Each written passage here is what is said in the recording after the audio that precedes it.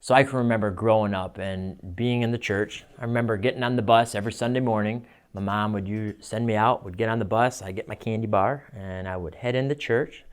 And I remember there being Smurfs on the wall downstairs, and we would have the Sunday school teachings. And as time progressed, you got a little older, they would responsibly move you upstairs to the big people.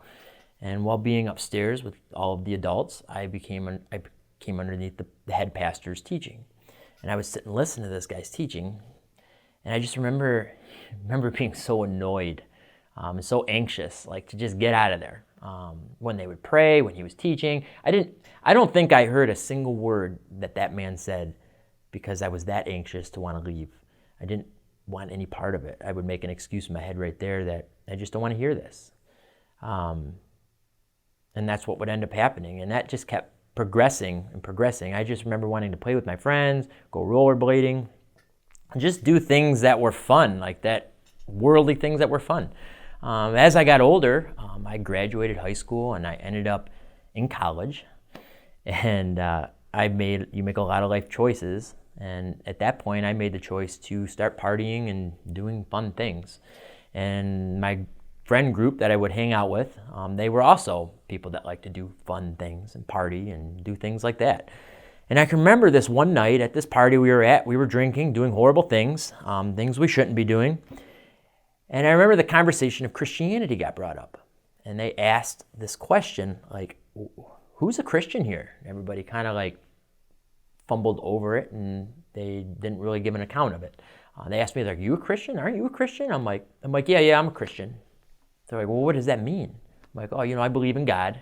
They're like, well, yeah, but what does that mean? I'm like, well, I go to church. I did go to church when I was back in high school. My parents believe.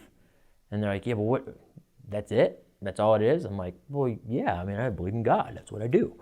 And you know what? I had no account, no joy to give them. I had no response of what the gospel was. And you know why I didn't have a response of what the gospel was? Because I had no clue what it was. It meant nothing to me.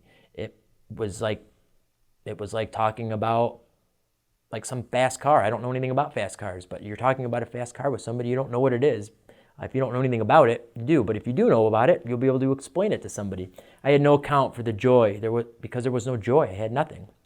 And I can think back. I think about you guys. Maybe at like winter camp or summer camp, and maybe somebody that you're with asks you about God, or maybe you're in school, or you're playing a game of football. Well, football's starting right now, and somebody asks, like, if you're a Christian, how would you explain the gospel to them? What joy do you have in your heart of how you would describe how amazing it is? Like the peace and the love and just all of that in your heart. Like, how would you describe that? Could you describe the gospel? Maybe you don't know what that means. What does that mean to you?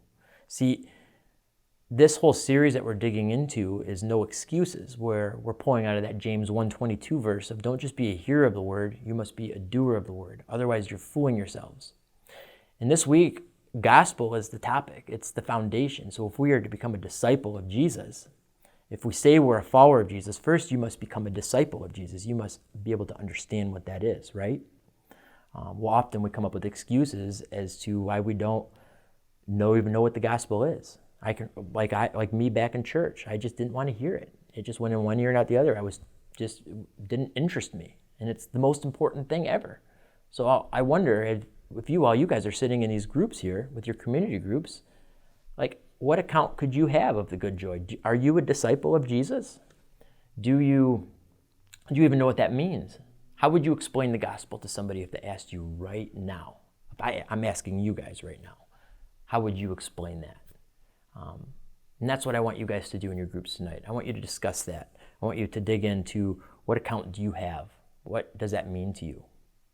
Because if we're a follower of Jesus, if we're going to become a disciple, we must first become a disciple before we can follow after him and become a doer. And so I want you guys to dig into your groups right now and discuss that out, okay?